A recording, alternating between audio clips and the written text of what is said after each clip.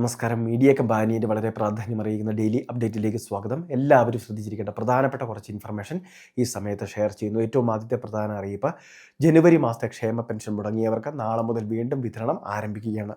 തിങ്കളാഴ്ച മുതൽ തന്നെ വർക്കിംഗ് ഡേ ആയതുകൊണ്ട് എല്ലാവരുടെയും ബാങ്ക് അക്കൗണ്ടിലേക്കും കൈകളിലേക്കും ധനസഹായം എത്തിച്ചേരുന്നതായിരിക്കും.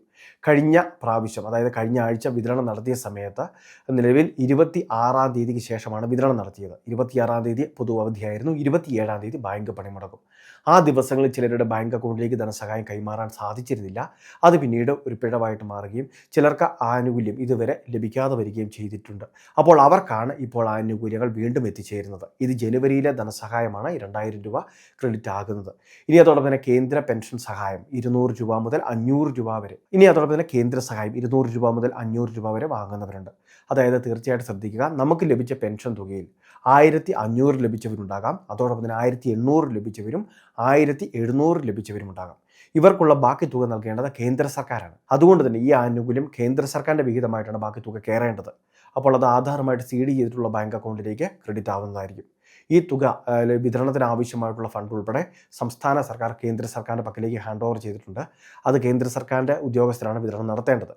പിന്നീട് നിശ്ചിത മാസങ്ങളിലെ ബില്ല് കേന്ദ്ര സർക്കാരിന് സമർപ്പിച്ച് സംസ്ഥാന സർക്കാർ അത് ഒരുമിച്ച് മേടിക്കുകയാണ് ചെയ്യാറുള്ളത്. അതുകൊണ്ട് തന്നെ തീർച്ചയായിട്ടും ഇക്കാര്യങ്ങൾ കൂടി നിങ്ങളൊന്ന് അറിഞ്ഞിരിക്കുക. രണ്ടാമത്തെ മറ്റൊരു പ്രധാനപ്പെട്ട അറിയിപ്പ്, ആധാർ കാർഡ് പുതുക്കലുമായി ബന്ധപ്പെട്ട പ്രധാന അറിയിപ്പ് വന്നിട്ടുണ്ട്.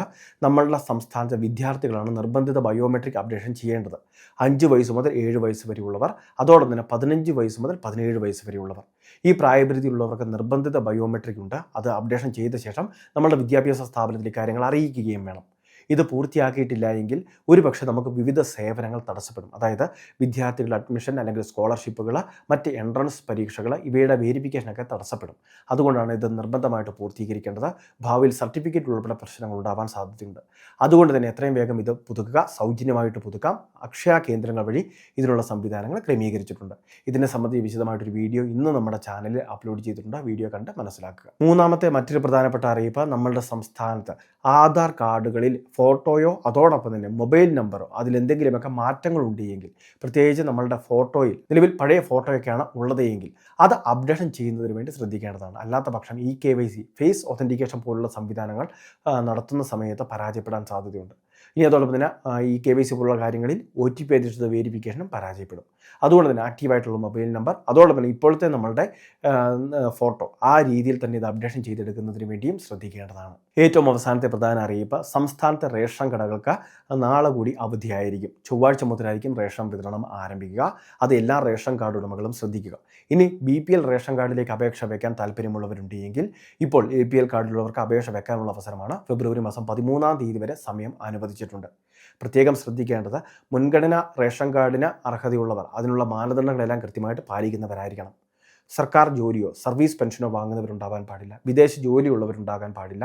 അതോടൊപ്പം തന്നെ 25,000 രൂപയ്ക്ക് മുകളിൽ സാലറി ആയിട്ട് അക്കൗണ്ടിൽ വാങ്ങുന്നവരുണ്ടാകാൻ പാടില്ല. ആദായ നികുതി അടയ്ക്കുന്നവരാകരുത്.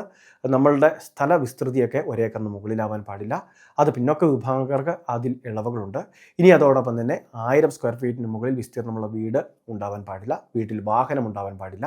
അങ്ങനെയൊക്കെയുള്ള പല നിയമങ്ങളുണ്ട്. ഇതെല്ലാം പാലിക്കുന്നവർക്കായിരിക്കും അപേക്ഷ വെക്കാൻ സാധിക്കുന്നത്. കുടുംബ വാർഷിക വരുമാന സർട്ടിഫിക്കറ്റ്, BPL സർട്ടിഫിക്കറ്റ്, അതോടൊപ്പം മെഡിക്കൽ ബോർഡ് സാക്ഷ്യപത്രങ്ങളെല്ലാം സമർപ്പിച്ച് വേണം അപേക്ഷകൾ വയ്ക്കാൻ. വളരെ പ്രധാനപ്പെട്ട കുറച്ച് ഇൻഫർമേഷനാണ് ഷെയർ ചെയ്തത്. ഇതുപോലുള്ള അറിയിപ്പുകൾക്ക് ചാനൽ സബ്സ്ക്രൈബ് ചെയ്യുക, ഫോളോ ചെയ്യുക.